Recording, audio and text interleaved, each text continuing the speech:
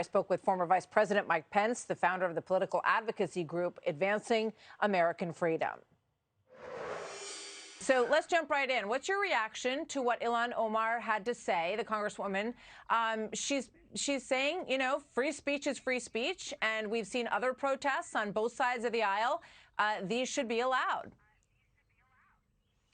Well, first, let me say that it is my hope and literally my prayer, Martha, that the draft opinion that was leaked a week ago in the Dobbs case before the Supreme Court becomes the majority opinion, and that we're able to overturn Roe versus Wade and return the question of abortion to the states and the American people. As a pro-life American, I welcome that, and I truly do believe that it's a pathway toward literally lowering the volume on this issue by returning it to the American people and to their elected representatives. But I must tell you that these protests that are taking place outside the private homes of Supreme Court justices are wrong.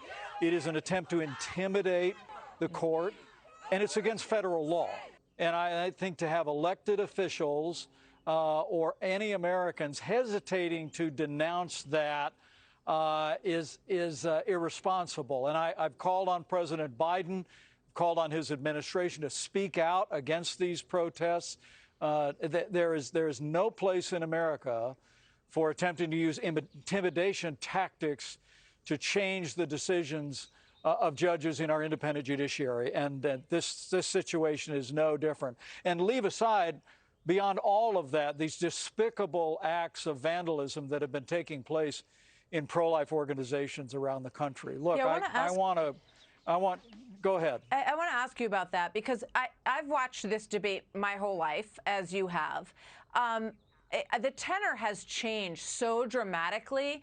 We saw downtown here in New York protesters stepping on baby dolls outside of churches, and we see this hashtag shout your abortion, sort of encouraging people to be proud about it. What do you think about how much this debate has changed? Well, I just remember the days, as you do, Martha, when Bill Clinton said he wanted an America where abortion was safe and legal and rare.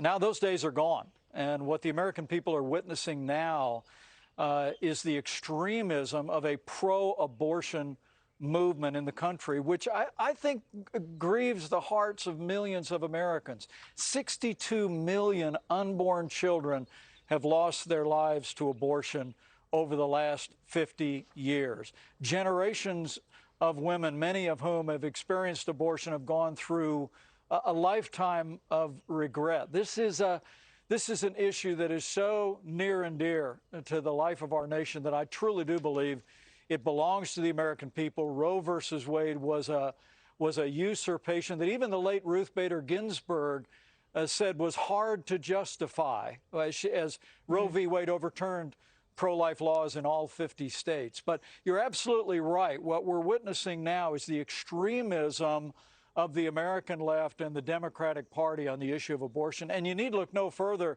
than the bill that Chuck Schumer is attempting to pass in the United States Senate, which would nationalize abortion, legalize it all the way up to the moment of birth.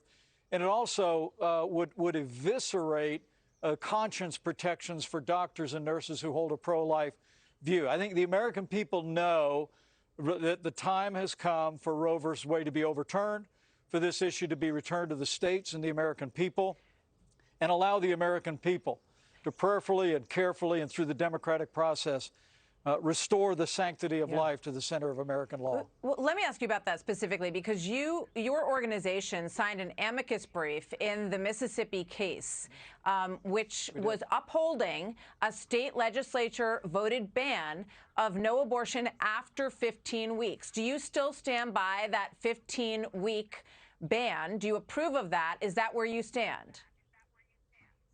Well, we certainly support the Mississippi law, but it's a larger principle here, Martha. I think it's absolutely essential that the American people understand that while the left is saying that repealing Roe versus Wade would ban abortion, the truth of the matter is, by repealing Roe versus Wade, we're simply returning the question of abortion to the states and the American people. And Mississippi, through its elected representatives in the state legislature and their governor, will fashion pro-life laws in keeping with their citizenry. Texas will do the same. Here in Indiana, we'll do the same. I truly do believe that's the real question here. And I think that draft opinion by Justice Alito makes that so clear. But you're going to continue to hear in the days between now and when an opinion from the Supreme Court is issued, you're going to continue to hear all of this rhetoric about denying women rights, when in fact, what we're doing is empowering the American people to take control of the question of the sanctity of life in states across the country.